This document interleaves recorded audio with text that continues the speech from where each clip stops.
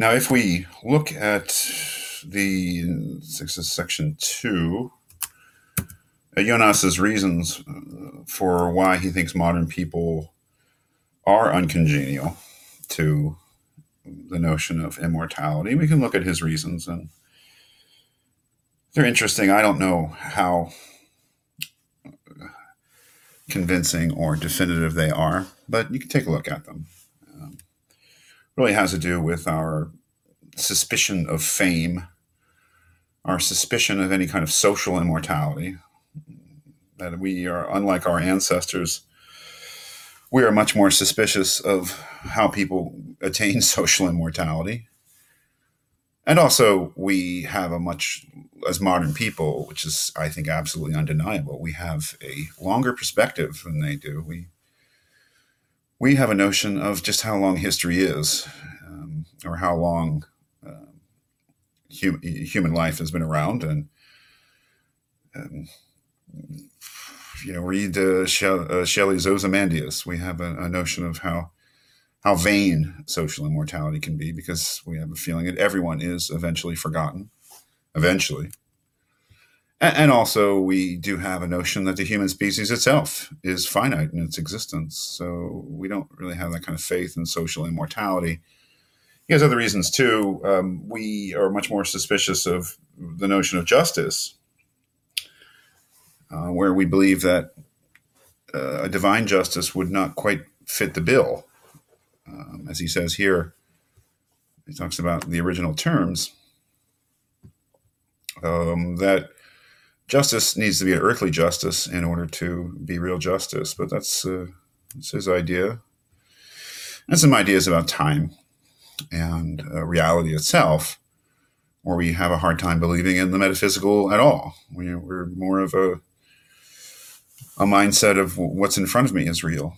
Not something like, say, Plato might have thought. It's exactly what's not in front of me, which is real. But in any case, take those for what they're worth. The real heart of the essay begins, or is to be found in section 3, where he begins by saying, and yet we feel temporality cannot be the whole story. Well, why not? I mean, and what is temporality? Temporality just means having to do with time. But it also means, I think, temporariness. Or at least that's what I think he means by it. That we feel that temporariness, our own fleetingness, ephemerality, if that's a word, cannot be the whole story. We are here and then we're not here as human beings, is the idea. But we feel that there's got to be something more. Well, why would we think that there's got to be something more? Well, and what do we mean by something more? Well, here's the question at the bottom of the page. In what situations and in what forms do we encounter the eternal? When do we feel the wings of timelessness touch our heart and immortalize the now? That's an important idea here. The now is whatever moment I'm experiencing, whatever I'm concerning myself with in my consciousness at the present moment, which is bound to be replaced by something else and something else and something else. But when do I feel like that whatever I'm concentrating on now is of transcendental importance, is of timeless importance? Do I feel in my experience that I touch on something that goes to not the changing circumstances of my life, the context of my finite existence, but rather touches upon something eternal, something not just of meaningfulness in the here and now, but something of eternal meaningfulness. As he asks at the very bottom of the page, into page 7, in what manner does the absolute enter the relativities of our everyday existence?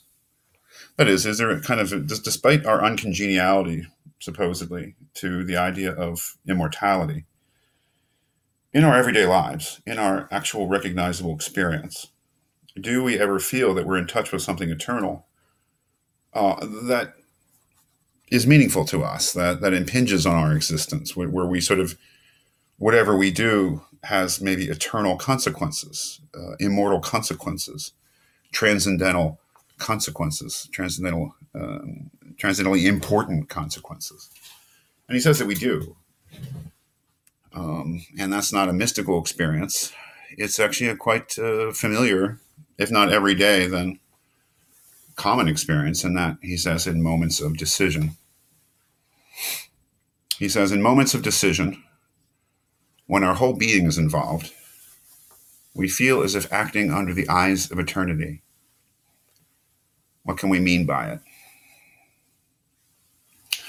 He's talking about moments of decision, but he's not talking about moments of decision like, what am I going to have for lunch, moments of decision. He's talking about moral decision.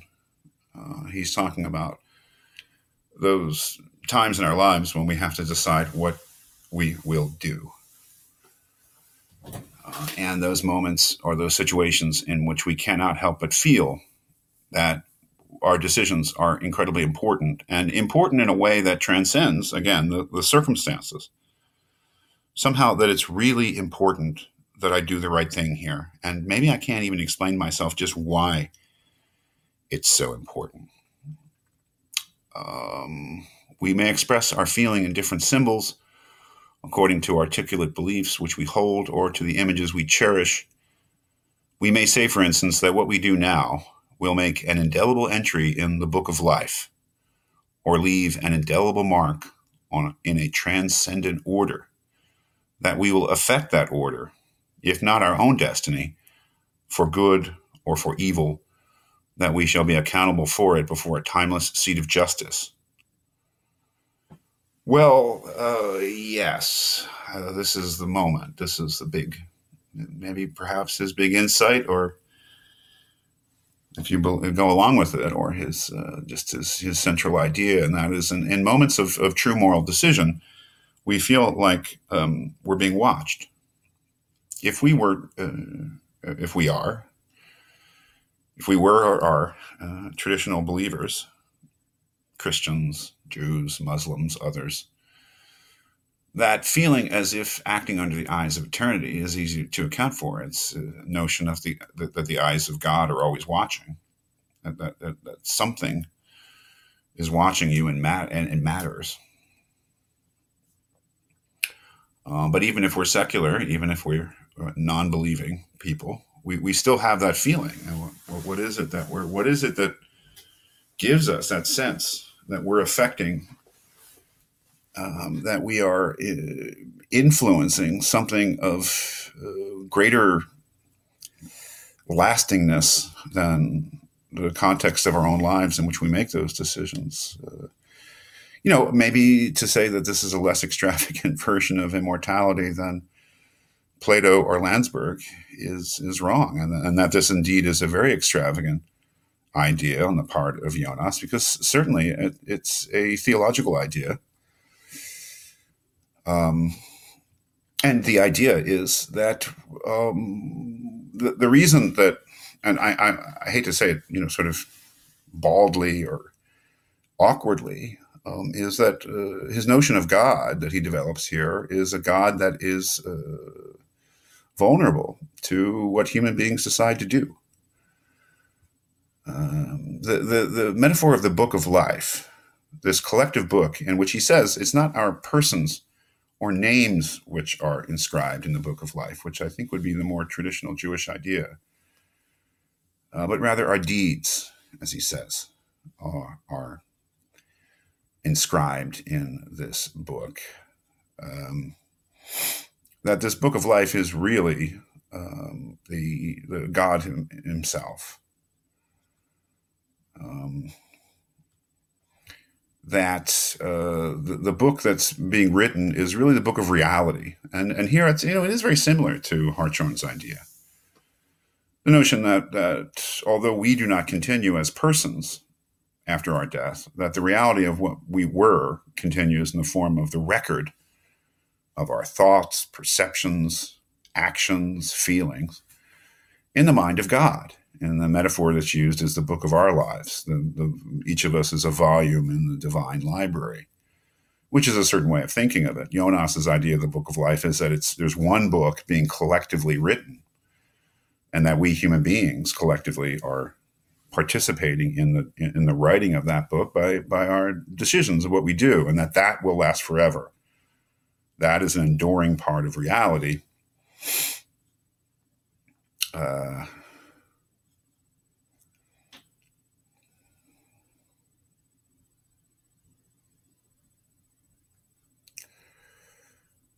And what he develops is a notion of God that is that fits with that idea of human beings through their own free will, through their own free decisions, writing the book of life, a God which is not the usual God of Western theology.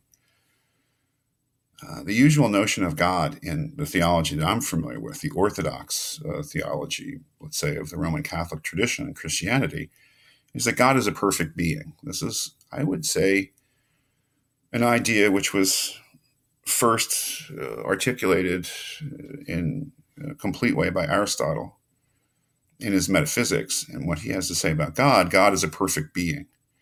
Now, of course, a perfect being is a perfect being, and a being that lacks for nothing, a being that needs nothing.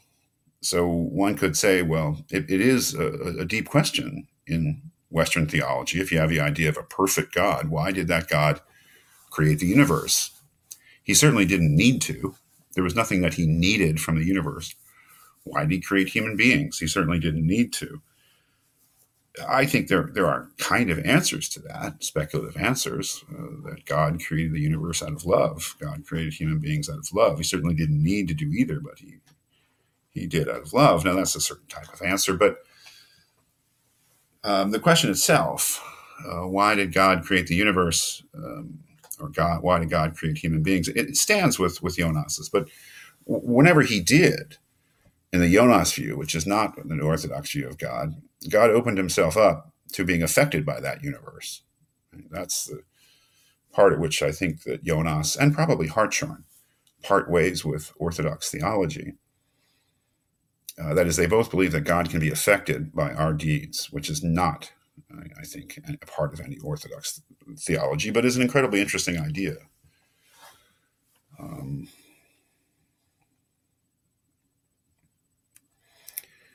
This is section 5. He says, what can the symbol of the Book of Life tell us? In Jewish tradition, it means a kind of heavenly ledger wherein our names shall be inscribed according to our deserts. We shall qualify by our deeds to be inscribed for life, namely ours. But instead of seeing deeds in the light of deserts to be accounted to the agent, we can choose to see them as counting in themselves, and then adopt a different concept of the book, whereby it fills with deeds rather than names.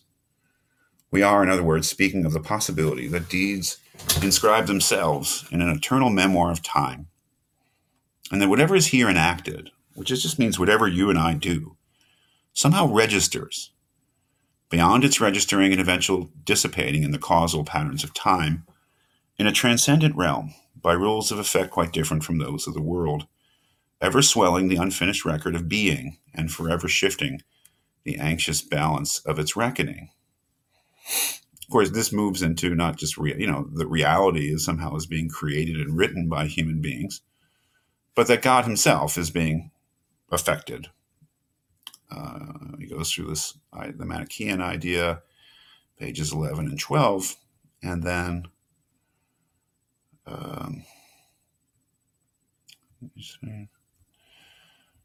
page 13 or 14, 13.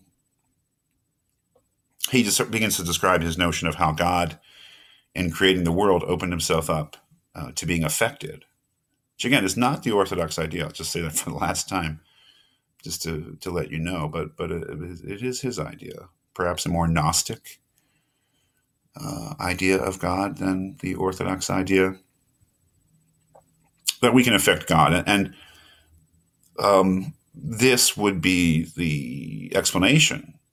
I mean, this is all to sort of explain that feeling that we have, that intuition that we have, that in some cases our decisions are so important that, and the reason that they're so important is the explanation, or our sense of it, is because we somehow realize or somehow suspect that our deeds will live on in some transcendent way.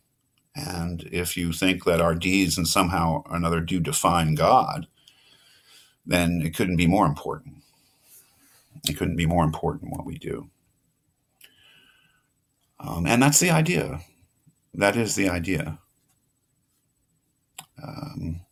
I think, in a nutshell, that is the idea. And that would account for why we believe that sometimes what we are deciding is of such transcendent importance.